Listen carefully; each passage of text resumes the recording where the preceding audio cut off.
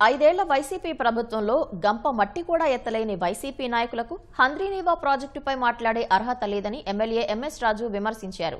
హంద్రీనీవా కాల్వపై పర్యటించి పనులు నాసిరకంగా ఉన్నాయని ఆదివారం వైసీపీ నేతలు ఆరోపణలు చేయగా క్షేత్రస్థాయి పరిశీలనతో టీడీపీ నేతలు సమాధానమిస్తున్నారు.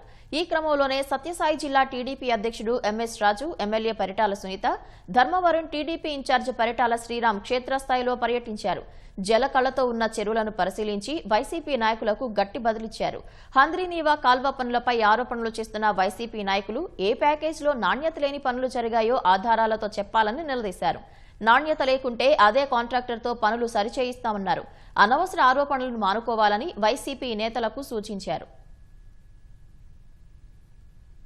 సీనియర్ నాయకుడు విశ్వేశ్వర్ రెడ్డి గారు రాయలసీమ, ఒంగోలు, నెల్లూరు నాయకుల సమావేశంలో ఏవైతే వాస్తవాలు మాట్లాడాడో, హంద్రీనీవా చంద్రబాబు నాయుడు గారు కూటమి ప్రభుత్వం అధికారంలోకి వచ్చిన తర్వాత వేల కోట్ల రూపాయలు ఖర్చు చేసి తాగునీరు అందించడం జరుగుతా ఉంది. మొన్నటికి మొన్న నందమూరి బాలకృష్ణ గారి ఆధ్వర్యంలో కూడా 750 కోట్ల రూపాయల వర్కులకి శంకుస్థాపన చేయడం జరిగింది నిమ్మల రామానాయుడు గారు అని చెప్పి వాస్తవాల్ని మాట్లాడిన తర్వాత జగన్మోహన్ రెడ్డి గారి యొక్క ఒత్తిడిని భరించలేక రాయలసీమలో ఉన్నటువంటి వైసీపీ నాయకులందరూ హంద్రీనీవా కాలువల మీదకి వచ్చి నాసిరకం పనులు జరిగాయని చెప్పేసి నిన్నటి రోజు మాట్లాడడం జరిగింది. నాసిరకం పనులు జరిగాయని మీ దగ్గర విజిలెన్స్ నివేదిక ఉందా? కాగ్ నివేదిక ఉందా? కోర్టు తీర్పు ఉందా? అవాస్తవాల్ని మాట్లాడితే ప్రజలు నమ్ముతారనుకుంటా ఉన్నారా? మీరు కూడా మీ జగన్మోహన్ రెడ్డి గారి లాగా రాయలసీమ ద్రోహులుగా మిగిలిపోతారని చెప్పి ఈ సందర్భంగా తెలియజేస్తాను. మీవి కేవలం రాజకీయ రాద్ధాంతాలు, మావి సీమ అభివృద్ధి సంకల్పాలు. ఈ చెరువు హంద్రీనీవా నీళ్లు వచ్చినప్పటి నుంచి ఇప్పటి వరకు ఎండిపోయినటువంటి చరిత్ర లేదు.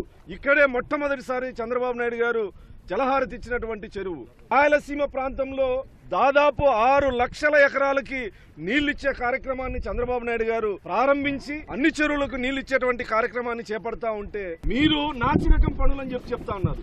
ఏ ప్యాకేజీ కింద లేదా ఏ కాంట్రాక్ట్ ఎక్కడ నాసిరకంగా జరిగాయి? నోరుంది కదా, సాక్షి ఉంది కదా అని మాట్లాడేస్తే మేము మౌనంగా ఉంటామని అనుకోవద్దండి. హంద్రీనీవా కాలువ మీద మీరు నివేదిక తెప్పించే విధంగా ఒక కమిటీని వేద్దాం.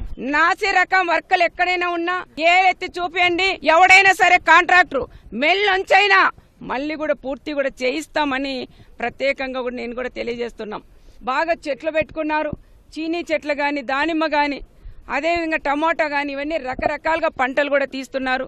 వాళ్ళ కాళ్ళ మీద వాళ్ళు రైతన్నలు నిలబడుకునేలాగా చేసిన దేవుడు మా అన్న చంద్రన్నని ప్రత్యేకంగా కూడా తెలియజేస్తూ సెలవు తీసుకున్నాం. ఎల్నినో ఎఫెక్ట్ వలన తాగడానికి నీళ్లు లేవు, పంటలు ఎండిపోతాయని చెప్పని బ్రహ్మాండంగా చెప్పే పరిస్థితుల్లో ఈరోజు చెరువుల్లో చూస్తే బ్రహ్మాండంగా నీళ్లు ఇంకొక 6 నెలలకు సరిపోయే నీళ్లు ఈరోజు ప్రతి చెరువులోనూ మనకు కనపడుతున్నాయి. ఈ గొప్పదనం అంతా చంద్రబాబు నాయుడు గారు కాదా అనే విషయాన్ని ఒక్కసారి వైఎస్ఆర్ పార్టీ వాళ్ళందరినీ కూడా ప్రశ్నిస్తున్నాం. ఈరోజు మనం రాప్తాడు నియోజకవర్గంలోనే ఒక తగరకుంట లాంటి ప్రాంతాలు చూస్తాం. ప్రతి 5 ఏళ్లకు ఒకసారి ఒక మర్డర్ అయితే కానీ రాజకీయంగా ముందుకు పోలేని పరిస్థితుల్లో నుంచి గత 10 ఏళ్లుగా తెలుగుదేశం పార్టీ హయాంలో నీళ్ళు ఇచ్చాం కాబట్టే చిన్నపాటి కొద్దిపాటి గొడవలు కూడా లేకోకుండా బ్రహ్మాండంగా వాళ్ళ జీవితాలు మారే, ఆలోచన శైలి మారింది. బ్రహ్మాండంగా పిల్లలు చదువులకు వెళ్తున్నారు, రైతులు బ్రహ్మాండంగా పంటలు తీస్తున్నారు. ఆ రోజు రాజశేఖర రెడ్డి గారి కింద మీరంతా పనిచేశారు.